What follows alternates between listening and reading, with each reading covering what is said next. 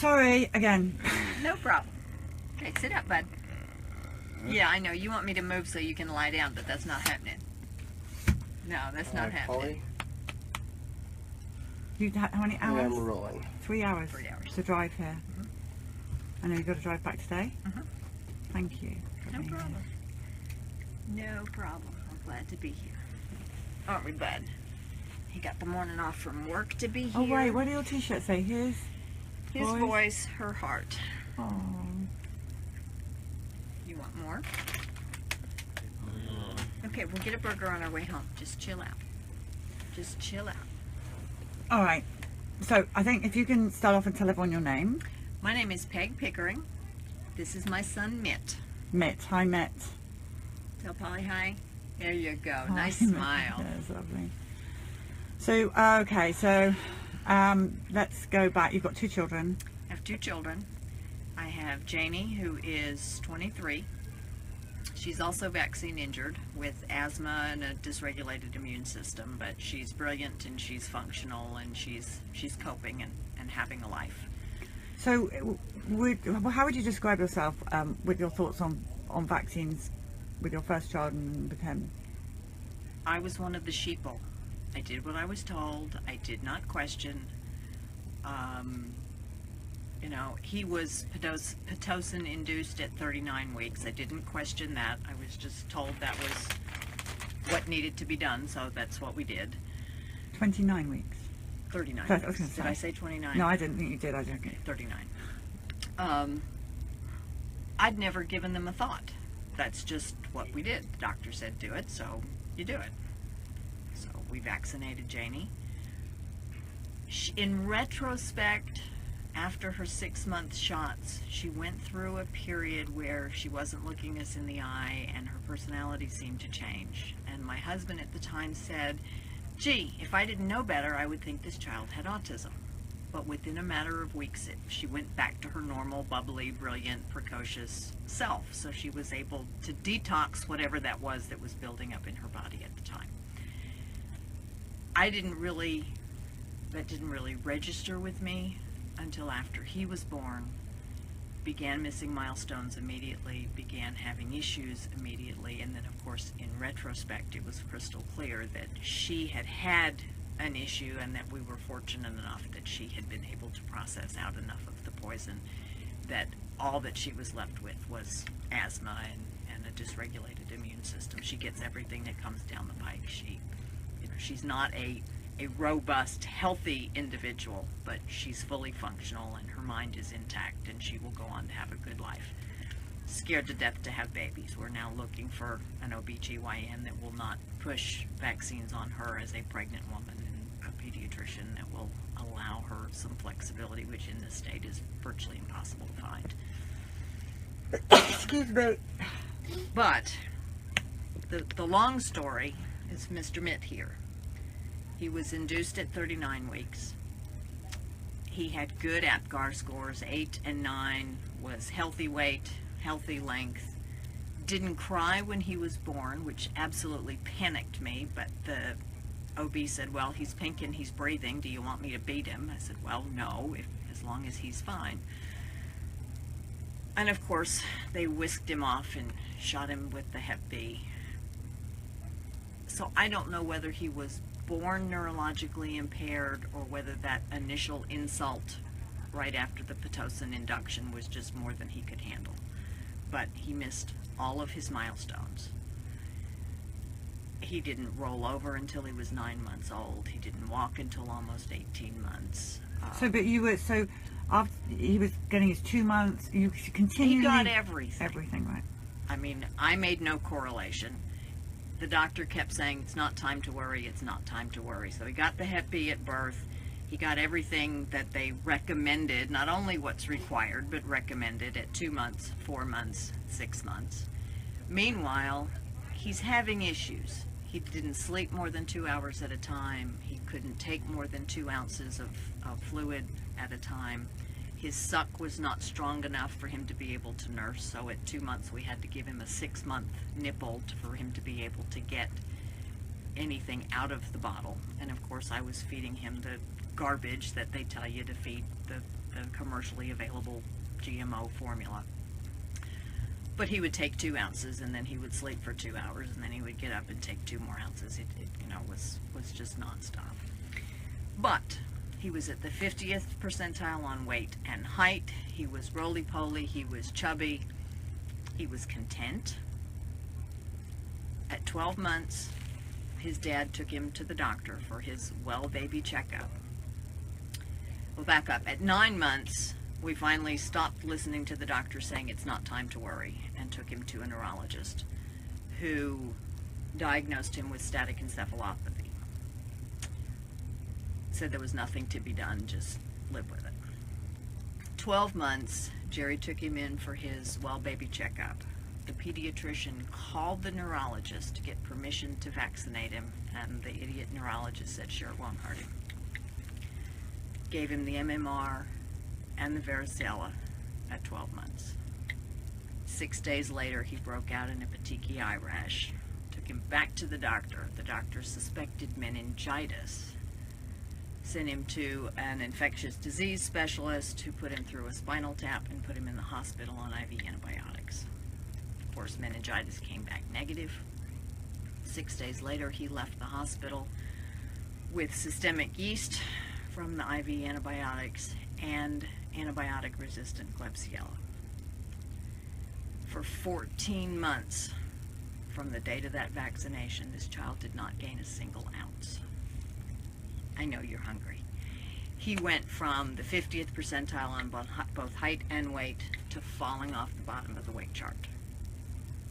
Was diagnosed with malnutrition, malabsorption. We started on the diets, the biomed, the whole bit. He was diagnosed with autism at 18 months.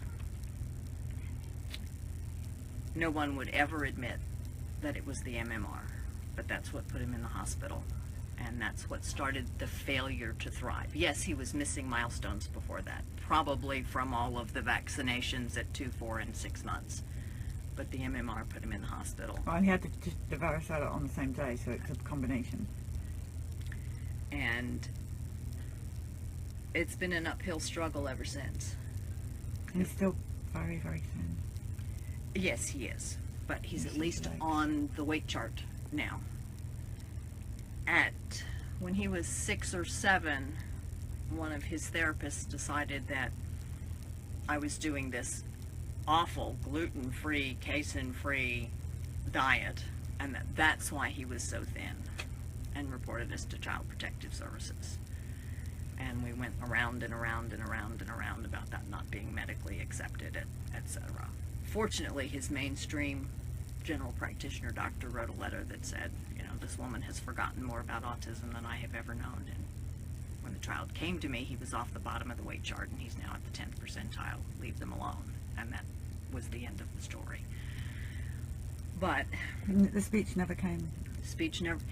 He had a little bit of speech as a young child, but then when in one of the regressions it went away, and it's never come back. It was never clear. It was never more than 1 or 2 words at a time. There are a handful of words he said once in his life, and other things that he would say repeatedly. But they're gone. But this young man is a testament to the resiliency of the human spirit. Because despite all of the obstacles and all of the health issues and all of the discrimination and all of the things that he's been through for 20 years, he's content. He's not aggressive. He's not self-injurious. He's not abusive. He has a part-time job where I go with him as his job coach, and he stocks shelves in the grocery store. He loves to work, and I'm just really proud of the young man that he is and all the things that he has had to struggle so hard to overcome. I do have a message for our Mississippi legislatures, if you will indulge me. Please. 1, turn that down, please. Please take a look at the cluster of SIDS deaths in our state at 2 months, 4 months, and 6 months. And before you say correlation does not equal causation, you need to take a look. When you have correlation after correlation after correlation, correlation of the increase in asthma, correlation of the increase in allergies, correlation of the increase of seizures, of SIDS death, that's too much coincidence. Logic says correlation needs to be investigated to see if it's not, perhaps, causation. Number two, take a look at the financial impact that this is having on our state. It's a multiple whammy. This young man will never be self-supporting because of his vaccine injury. That means he will not only require state assistance and aid, he will not be as productive a tax-paying citizen as he could have been. Nor have I been able to work for the last 20 years because my sole job has been to advocate for him and to care for him. So if we can't look at the health issue as the primary concern, look at the economic impact of this health issue on our state. It's devastating. Not only for the state, but for the parents and for the siblings. Our country, our state cannot exist with a crippled generation of children to grow up to become a crippled generation of non-tax-paying adults. So from a self-interest standpoint, I beg our legislators to take a look and find out what's going on. And when you really take a look, logic will say vaccines is one huge contributing factor to the downfall of what's happening to our children. Please fix it. You both are getting a lot of hearts and love. Good. Can I show him the hearts? You get All right, I'm going to show you some hearts. People have been listening to me talk about you, and we're getting lots of hearts and love. On this one here and this Looky one. there. That's Periscope. We are back. They're all for you. They're for you. They love you. They love you. When you say love you, yeah, they love you. They really do. Thanks, guys. That's good. So what is your plans for his future? You're going to have to watch this back because my screens are lit up with hearts. Oh, I So will. much. I Please will. do. Well, one of the things that we're working on for his future, of course, he has his sister who will oversee his care when I'm gone. But we have 20 acres of land in North Mississippi, and I stand to inherit another 140 adjoining acres and then another 360 10 miles away. And we are building a residential village with a vocational component on the land 10 miles away with an animal shelter and Wonderful. job training. As you know, it's a huge undertaking. I'm not anywhere as close as you are at this point. We're just in the preliminary stages, and of course the 20 acres is all I own at the moment to start on. 20 acres is good. But that's the plan. That's wonderful. That's wonderful news. Well, we should talk more. I'll show you the plans we've got. See what you I think. would love it. Yeah, I would definitely. love It's it. one. I'm really excited. It's really great news, isn't it? It's That's just what we need to be doing. We need to be need forming. it replicated all over the country. We do. I just can't. If we don't do this, they're already building psych hospitals with beds and for our children. And I'm just over my dead body. Is anyone putting my son in one of those? Exactly. Me too. And his sister has even said, you know, you need to be sure you have whatever documentation you need to have in place so that I can make the decisions for his care when he's gone to be sure that he's protected. And we've got those in place. And So, what is your advice to the young mother of today, parents of today? one, when you're pregnant, do not allow them to give you a flu shot or a DTaP or any of the idiotic things. Go to the CDC website, pull out the package inserts that say not tested on pregnant women. You are becoming the guinea pigs. When you have your child, do not let the child out of your sight. If you have a hospital birth, have someone with that child at all times that understands and respects your decision to not give that child the Hep B. If the obstetrician wants to argue with about it, say we will discuss it with our pediatrician at our 2-week visit. They accept delay much better than they accept flat out no. So tell them you'll deal with the pediatrician. Then find a general practitioner, not a pediatrician, to be able to see as your child grows up, to check milestones or to check concerns that you have. There is no need for well baby visits. They have said that the first 2 years, those are just to train the parents to bring the children in for the vaccinations, to get us where we feel dependent on, reliant on the medical community to tell us what to do to raise our children. Don't fall for it. Don't be me. Don't end up having a child that suffers as a consequence the way Mitt has suffered and had to struggle with the things that are so difficult for him. The other thing that I highly recommend is that you get nutrigenomic testing done on your child, preferably on yourself and your spouse before you have children, to know which detox markers are mutated in you. That will tell you the likelihood of having a child with the inability to detox. Then test the baby. It's a finger prick blood test is the one that we did. There's also a saliva test through 23andMe. We found nutrigenomic testing when Mitt was 10 through Dr. Amy Yasko in Maine. She tests for, I think, 34 different markers. Mitt has mutations on 27 of them, which, as she said, was one of the most complicated genetic profiles she had seen, indicating a severe inability to detox, so that all of the toxins in the vaccines, in addition to all of the toxins in everyday life that, quote, other people are able to detox out, his body just built up, causing more and more and more damage. So if you have your baby tested and you know, yes, we've got a concern here and a concern there, it does not mean that you're necessarily going to have a problem.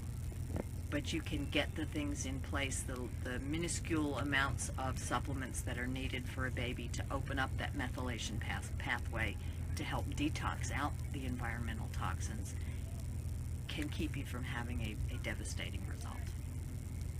That's the biggest piece of advice I can give. You guys are amazing. Everyone loves you. Anything else you want to say before we go and find his name on the bus? Do you know where it is? I found it just a few minutes ago. Yes, we know And where it is. you can go and have a burger. What time is it? Is it a bit early for burgers? It's never early to burgers. It's never too early for burgers for Mitt. Alright, sorry. I don't know why I said that. Something my mum would say to me. No, It's too early for burgers. I know. I wasn't even allowed a He gets up burger. asking for burgers, don't ya? And he's been up and traveling a long time this morning. Oh, Thank you for coming so far to see us. you say you're welcome? There you go. Oh, such a tragedy. It's terrible to do this to a human being. Well, you know how much everybody loves you. All those hearts that you saw. Huge following of love That's wonderful. for you. Nobody has ever met Mitt that didn't fall in love with him. He's just just that lovely. kind of a guy. Okay, so now we're going to go outside and we're going to find his name on the bus and we're going to look at it. Okay, very good. You go point to your name on the bus one more time. One more time. Have you been doing that all morning? I got a picture of him pointing at it when we Okay. first found it. And I really want to get your details so that we can talk further about. It'd be wonderful. Yeah, I'm so excited that there's going to be somewhere in this area. Oh no, not where are you from again? North Mississippi. North Mississippi. Good. Okay. Because you drove 3 hours to get here. Yeah. Do you mind if we just do this?